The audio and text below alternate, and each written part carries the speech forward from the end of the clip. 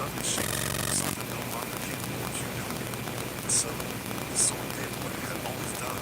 Balance threatened the world it judged. For the first time, its verdict was directed at the one who had trusted it most, and turned its edge not in violence, in defiance, resisting Yoshimitsu's will, burning against his rivets and demanding surrender. Yoshimitsu did not fight. He did not rage or plead.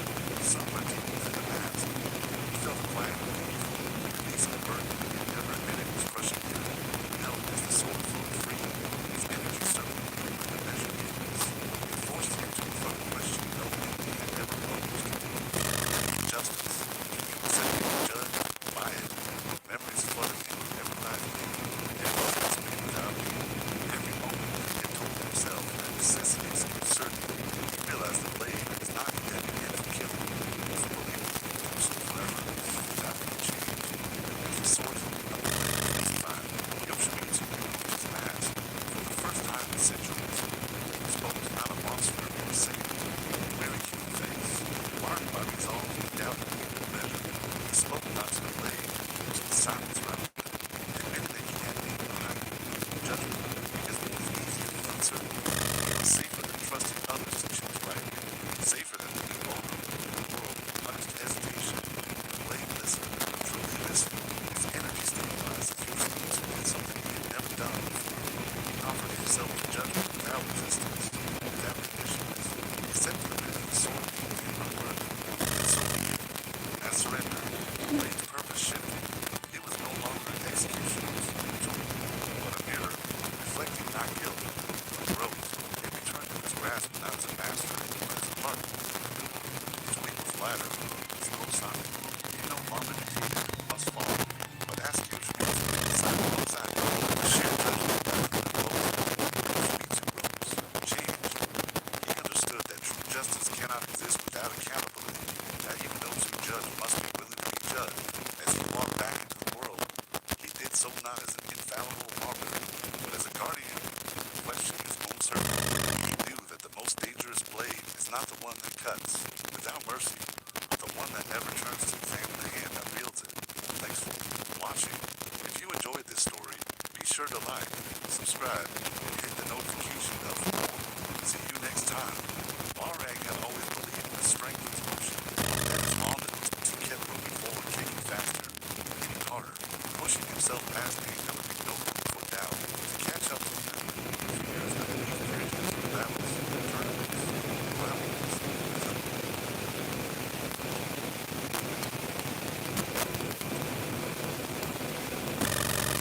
Stop working, until the victories no longer silence the questions, until every finding the same all window and falling on.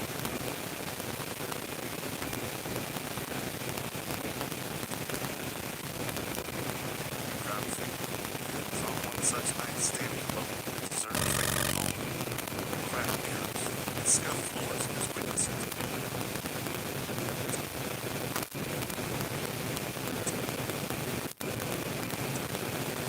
Shadow, separating itself from the ground and rising into a shape identical to his own, a version of Walrang.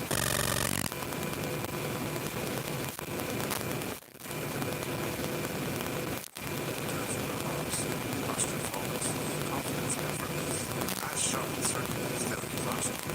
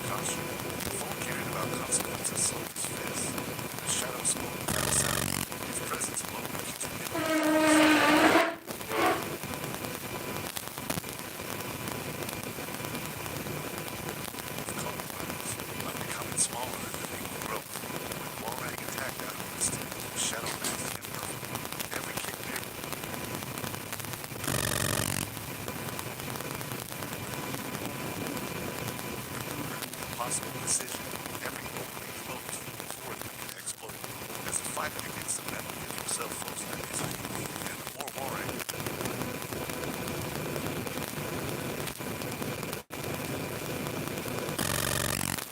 Much the more the gap between them became clear, not skill, because the shadow fought without fear of loss, without regard for each other, without caring.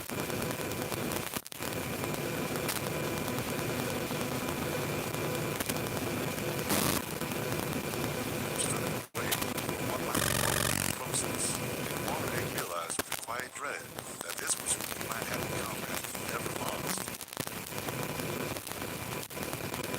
had he never been forced to confront, that is, had he never learned that reckless strength leaves nothing standing.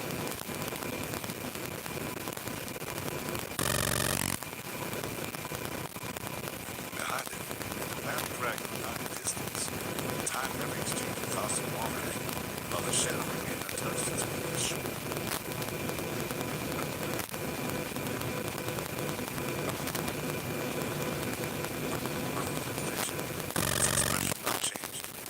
Finally, Warang stumbled, breath ragged, legs shaking. In that moment, the shadow paused.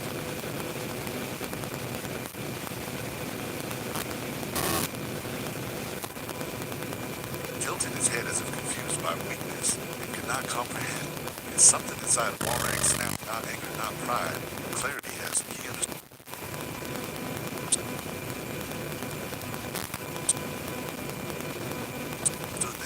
The shadow was not stronger because it was better, because it had never been forced to adapt, never learned to fight with restraint, never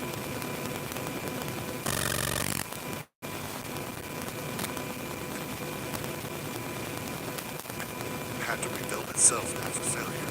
And with that realization, Warang stopped attacking, lowered his guard, and stood still while the shadow advanced.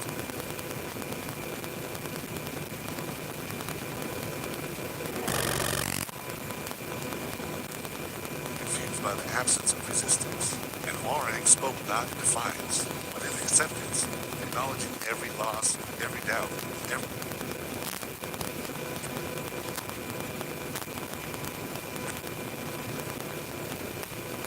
scars proof not of weakness, but of survival, proof that he had grown beyond the means to dominate every moment, and as he did, the shadow faltered its forms.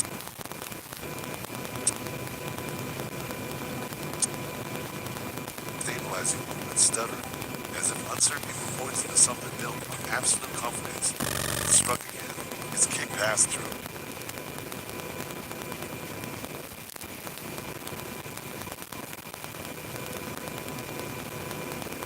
In empty airs, Warang stepped aside with deliberate calm, no longer trying to overpower, but to understand, no longer fighting to prove himself, but to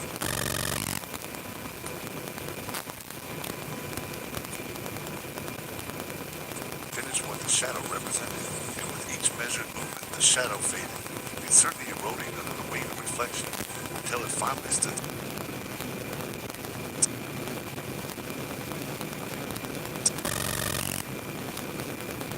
Still, eyes no longer sharp, but vacant, unable to comprehend a version of itself that chose growth over perfection, and as if dissolved back into the floor of marble.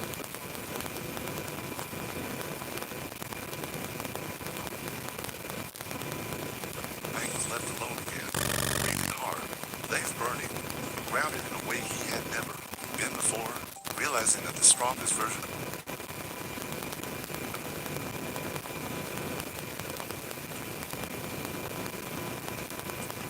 himself was not the one who never lost or never cared, but the one who ignored failure and kept moving forward anyway, carrying doubt not a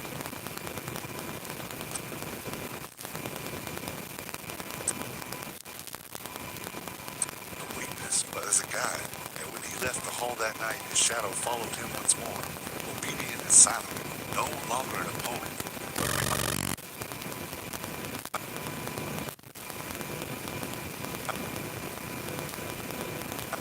that growth is born not from flawless victory, but from the moments that break you and force you to become more than you were. A memory, a single fragment,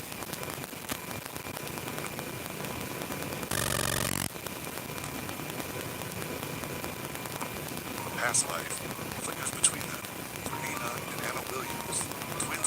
shadow and conflict. This shared memory is everything.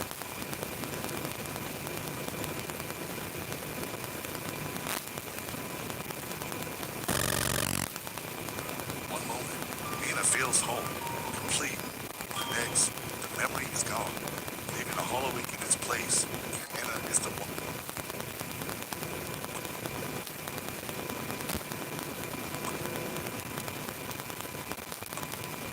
who remembers. It is their most cherished possession and their deepest curse, a constant, shifting prize in a lifelong battle.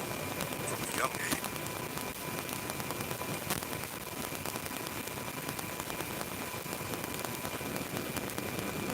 they were forged into weapons. Their shared bloodline twisted into a bitter rivalry. They were taught that only one could be the best, that only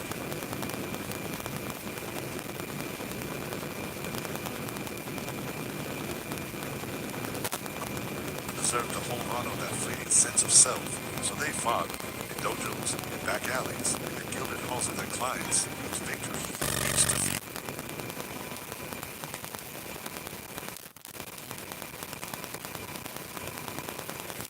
It was a battle for identity. Sunrise. Nina practices her strikes, movements sharp, precise, utterly without feeling.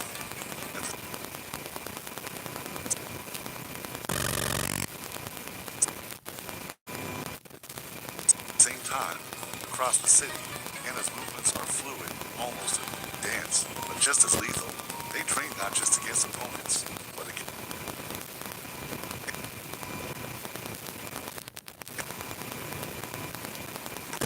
each other, even when miles apart. Their rivalry is a living thing, breathing in the space between them. The memory flashes. Nina stumbles,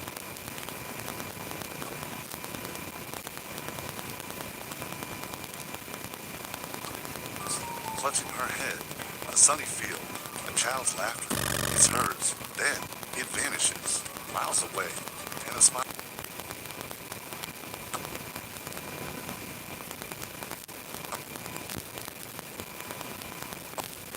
Faintly, the warmth of that same sun on her face. The fragment has shifted. The game continues. One rainy night, a critical mission.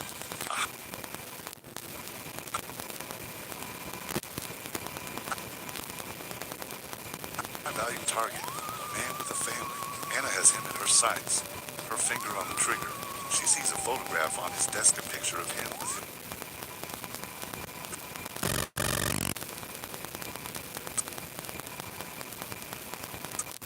Young daughters, smiling. She hesitates. In that moment of mercy, she sees a reflection of her own lost childhood, of a bond she can't quite grasp.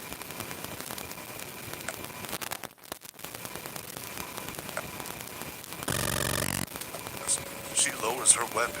From the shadows, a blur of motion, Mina appears, her expression cold as ice, a single sound.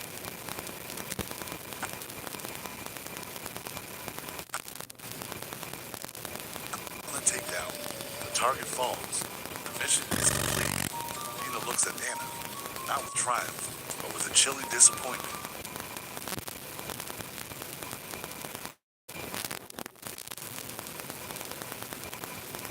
Sentiment makes you weak, she says, her voice flat. That's why you'll always lose. The fallout is immediate. Their failure to act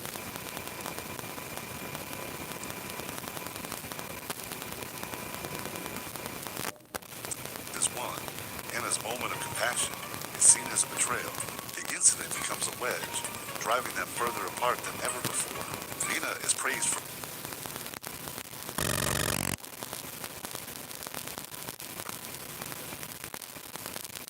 her efficiency. Anna is condemned for her weakness. The shared memory now feels less like a connection, more like a shackle, a constant reminder of what they can never.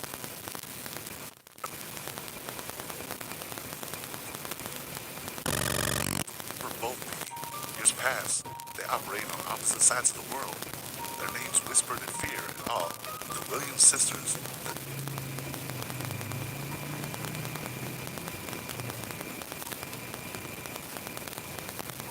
The deadliest assassins alive. Publicly, they are sworn enemies. Their encounters leaving trails of destruction. They hunt each other across continents.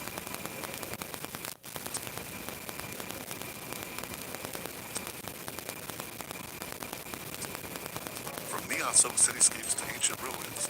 Their battles legendary. Privately, the memory still flickers, sometimes in the dead of night.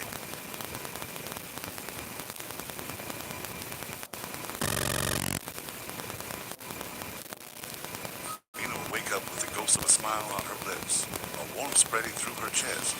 She knows Anna has it. Sometimes, Anna will be paralyzed by a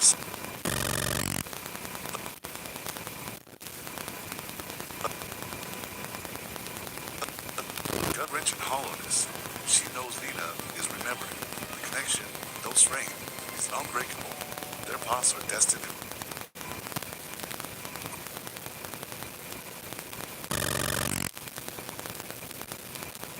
cross one last time. A final, inevitable confrontation. A storm rages around a desolate, crumbling church, the place where they took their first step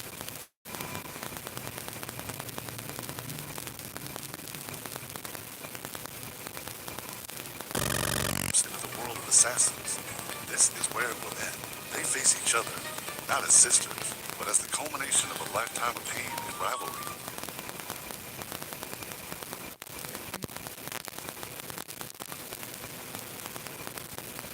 The fight is brutal, a symphony of violence honed over decades. Every move is a counter, every strike a conversation. They know each other too well.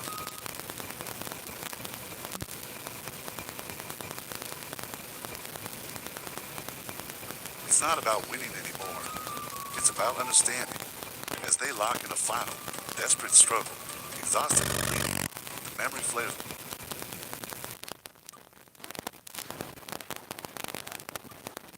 between them, brighter and clearer than ever before. It's not a fragment. It's the whole picture. They aren't fighting over a single moment, but the entire memory.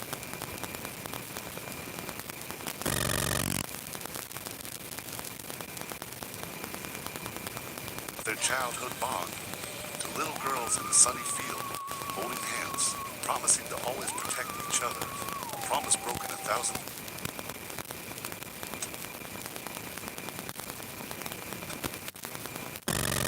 times over. The identity. Fragment was never a prize to be won. It was the love they were taught to forget. Anna's eyes widened in realization. Tears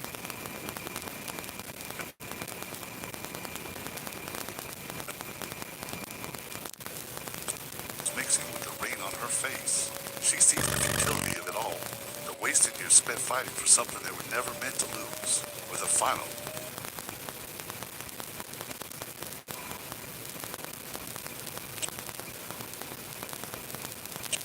shuddering breath, she lets go. She releases her claim on the past, on the memory, on Nina. She chooses emptiness, but it's an emptiness of her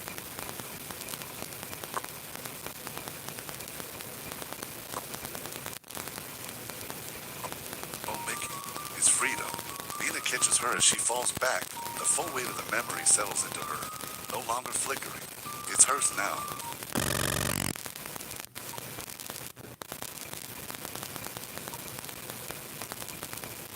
Complete and permanent. But it's not a victory. It's a burden. The warmth of the sun, the sound of laughter, the feeling of a small hand in hers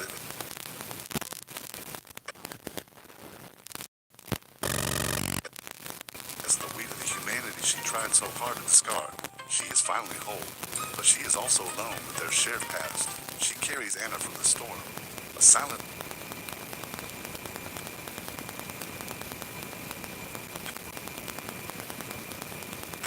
act passing between them. The world will still know them as enemies. Their war is, for all public purposes, eternal. But in the quiet moments,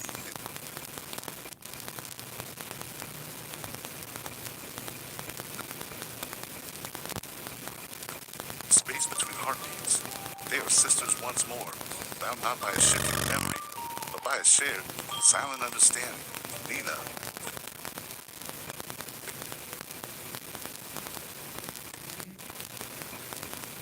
keeper of their past, and Anna, the ghost who walks free. Their story continues, a silent legend written in shadow and blood. Thank you for watching.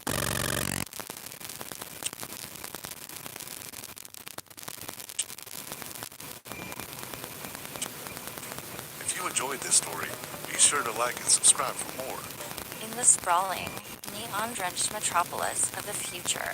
A city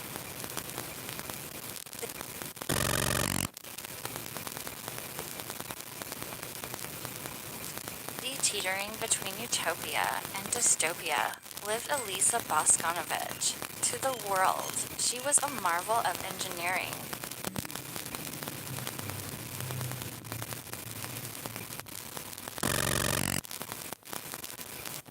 An android with a heart of steel and fists to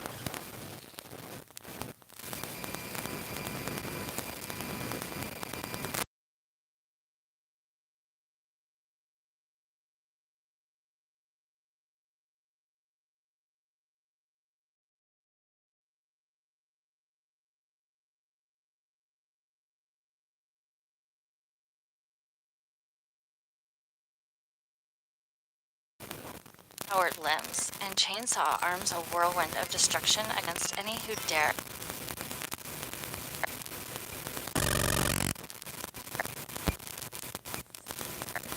challenge the Mishima Zaibatsu. She was a weapon, perfected and precise, her purpose singular, to serve her master.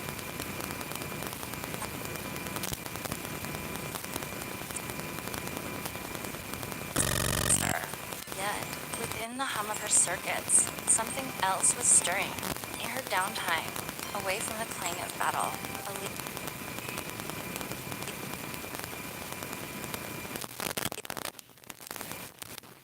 Lisa found solace in the peaceful corners of the city.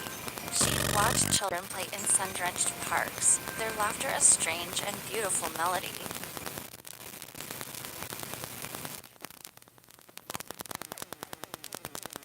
She observed families sharing meals, their bonds a concept she could compute, but not truly comprehend. These moments of quiet observation planted a seed of curiosity in her core programming, a question she couldn't yet articulate. What did it mean to be alive? Her existence was a paradox.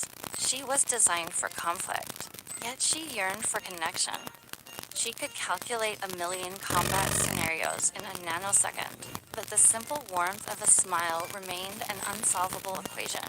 This city, a place she was meant to conquer and control, was instead teaching her about a different kind of strength, one not measured in firepower. One rainy evening, while running diagnostics in a forgotten sublevel of a Zaibatsu laboratory, Elisa stumbled upon a hidden data log. It was a digital ghost, a relic left behind by her creator, the brilliant but enigmatic Dr. Boscanovich. As she decrypted the files, a story unfolded that shattered her reality. The logs were not just technical schematics, they were personal diaries, filled with a father's love and regret. He hadn't just built a machine, he had tried to recreate his lost daughter. The entries were raw, emotional. He detailed his grief, his desperation, and his ultimate, heartbreaking choice to upload a semblance of his daughter's memories and personality into an android shell. He had given her life, but it was a borrowed one. The logs revealed the existence of a hidden command, a failsafe he had embedded deep within her. It was a kill switch, designed to deactivate her in case she fell into the wrong hands. But there was another function, one he never had the courage to use. A program that could initiate a full system purge, deleting her combat protocols and android nature, but leaving the core of her personality, the ghost of his daughter, intact. The process, he warned, was irreversible and profoundly dangerous. It could destroy her entirely.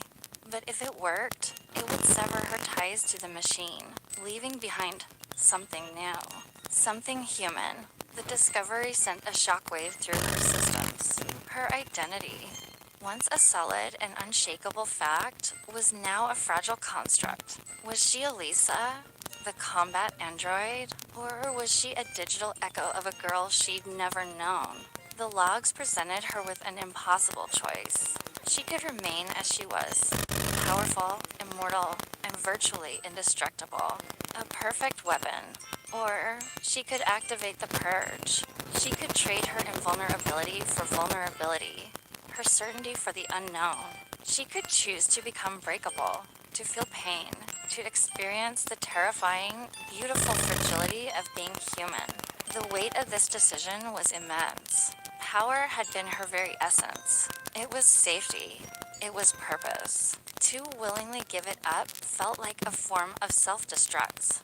Her logic processor screamed that it was an irrational act, a fatal error. Yet, the emergent consciousness within her, the part that loves sunsets and the sound of laughter, whispered a different truth. It told her that real strength wasn't in the ability to destroy, but in the courage to be vulnerable. It was the choice to feel, to connect, to love, even knowing that it meant you could be hurt. With a heavy heart, she sought out the one person she trusted, her unlikely ally, Lars Alexanderson. In the quiet solitude of his hideout, she projected the logs for him, her voice, usually so steady, now laced with a digital tremor. She explained the choice before her, to remain a near godlike machine, or to risk everything for a chance at a real life. Lars listened, his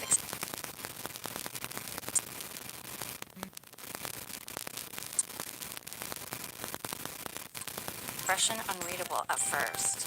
He had fought alongside her, had witnessed her incredible power, had relied on it. He saw the logic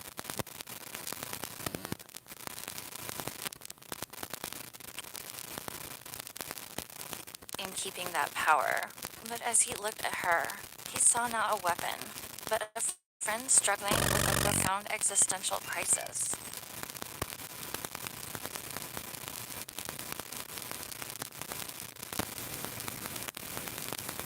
He saw the flicker of hope in her eyes, the yearning for something more.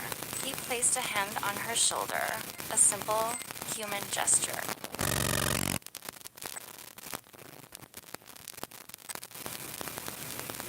He told her the choice was hers alone, but that he wouldn't see her as any less for choosing vulnerability. In fact,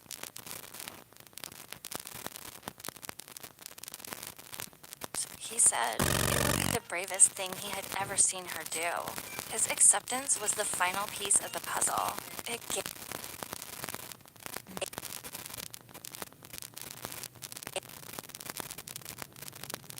gave her the courage she needed. That night, Elisa initiated the sequence. The process was agonizing. It felt like her very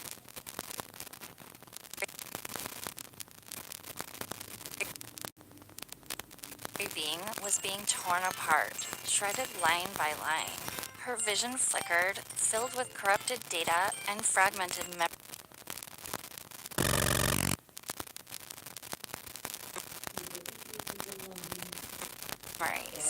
Warnings and error messages flooded her consciousness. Her internal systems fought back.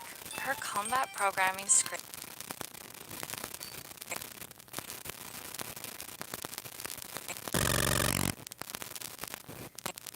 for survival, identifying the purge as a hostile threat. It was a war within herself, the machine against the soul. Flashes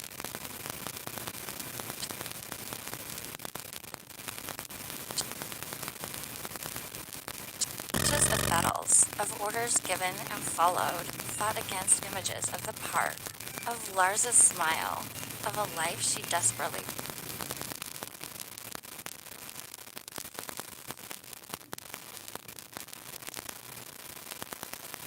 wanted. Every second was an eternity of digital pain, a systematic dismantling of everything she had ever been. She felt her power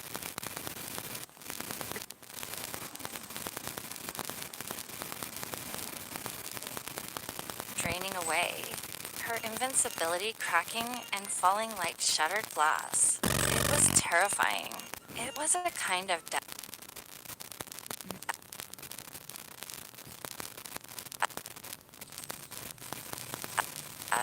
Then, silence. The alarm stopped. The warnings vanished. For a moment, there was nothing.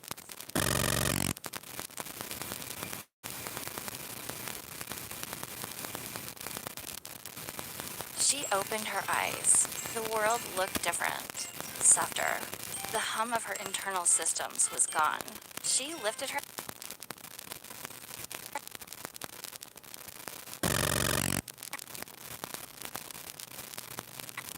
hand, and for the first time, she felt the subtle tremor of muscle, the warmth of her own skin. She was weak. She was fragile.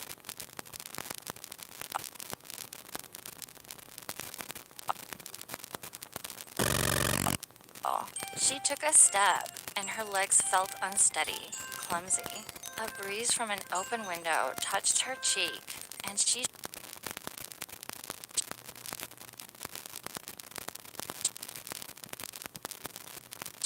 shivered, truly feeling the cold for the first time. Tears, real, saline tears, welled in her eyes and traced paths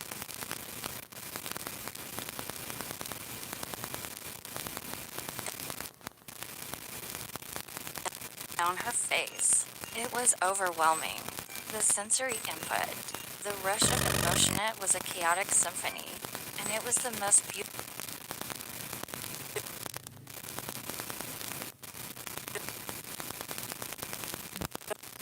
thing she had ever experienced.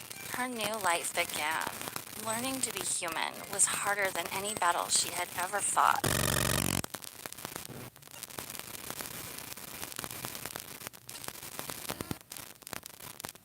Simple tasks were monumental challenges. She stumbled, she fell, she got bruised. She felt hunger, exhaustion,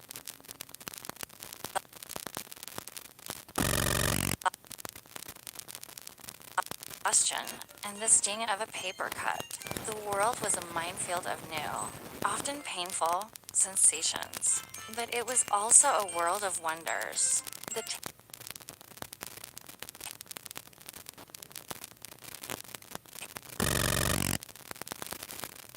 taste of fresh fruit was an explosion of flavor. The warmth of the sun was a gentle caress. The embrace of a friend was a profound comfort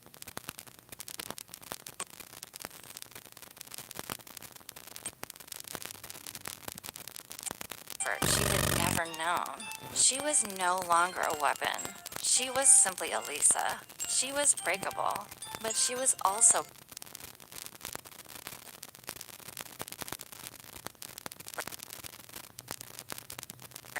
brave. Her courage was no longer about facing down armies. It was about facing the day, about learning to navigate the messy,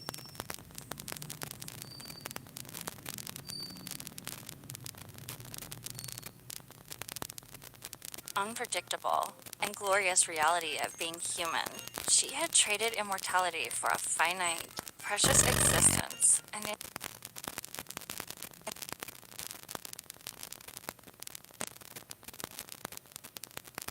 that exchange, she found the one thing her programming could never give her: true freedom. She had chosen not to be a perfect machine,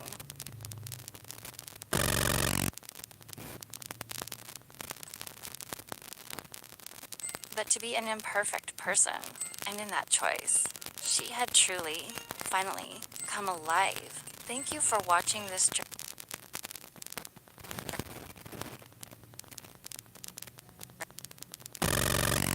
into the heart of a machine and the birth of a soul. If you enjoyed this story, please like, subscribe, and hit that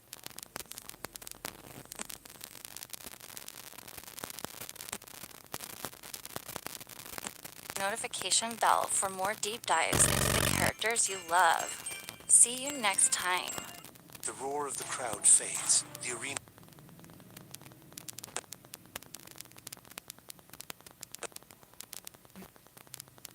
lights dim, and all that's left is the echo of a name I never asked for. Mishima. My name is Lars Anderson. For years I've felt it. A storm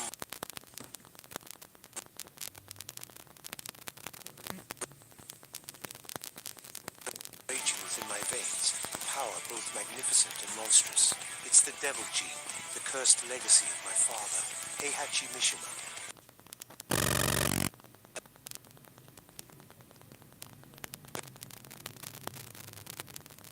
A legacy I refuse to carry. Every punch I threw, Every victory I claimed felt tainted. Was it my skill, or just the whispers of this ancient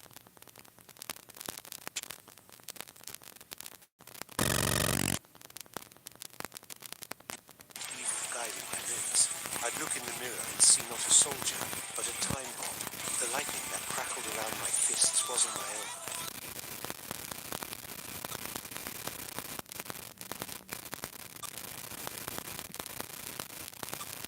It was a chain, binding me to a destiny of destruction, just like my half-brother Kazuya and his son, Jin.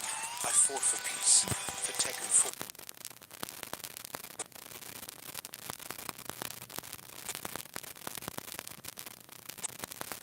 But how can you build a future when your very blood is poison? The decision was terrifying, but necessary. In a sterile, hidden clinic,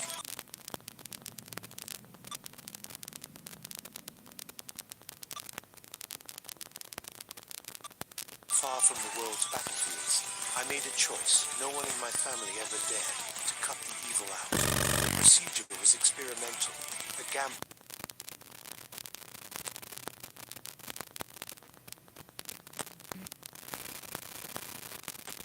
With my own soul, the doctors warned me of the risks, that erasing the genetic combat data, the very core of the Mishima fighting style, hard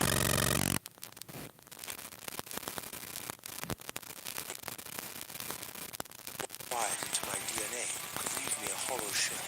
But the alternative, becoming another monster in a long line of them, was a fate worse than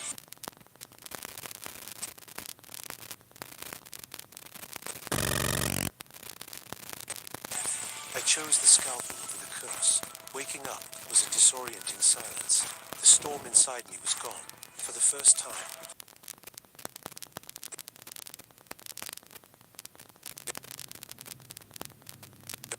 it was just quiet. I stood up, feeling light, almost fragile. The familiar surge of power I could summon at will. Nothing.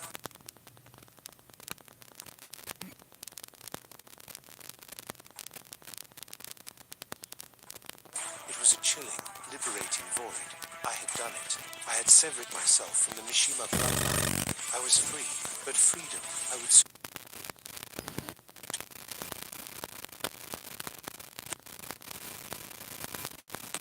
learn, has a steep price.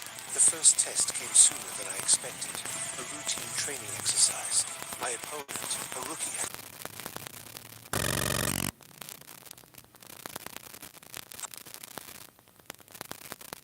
could have defeated in my sleep before, now moved like a blur. My body, once a perfectly tuned weapon, felt clumsy and foreign. I reached for the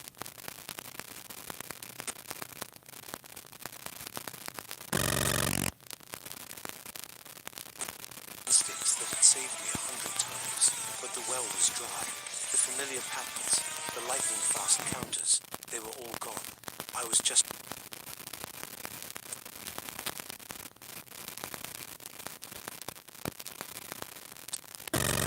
a man who was getting beaten badly. The blow that sent me to the mat wasn't just physical, it was a crushing blow to my pride. The whisper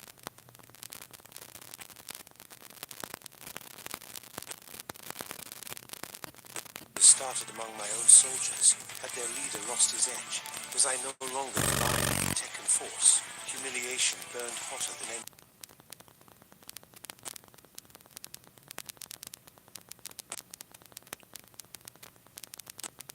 injury. I was grounded, a warrior without his wings. Every day was a struggle. Simple sparring sessions became mountains to climb. My body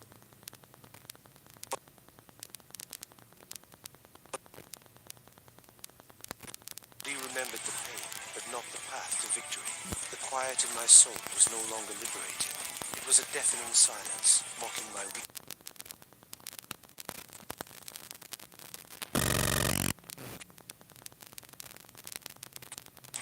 Doubt became my shadow.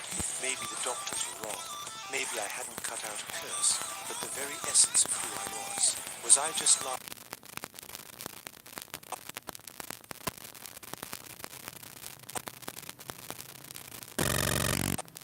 Alexanderson, a man with a famous last name and nothing else. One rain-slicked evening, staring at my own pathetic reflection in a puddle, a new feeling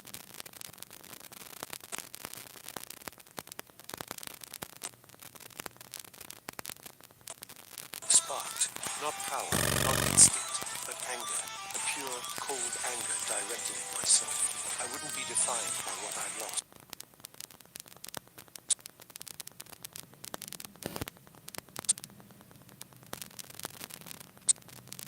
If instinct was gone, I would build my strength from the ground up, with sweat and steel. My new dojo wasn't a high-tech facility, but a forgotten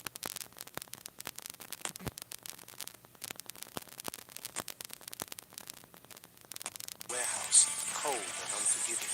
My training partner was a simple wooden post. The first punch was weak, my knuckles screaming in protest.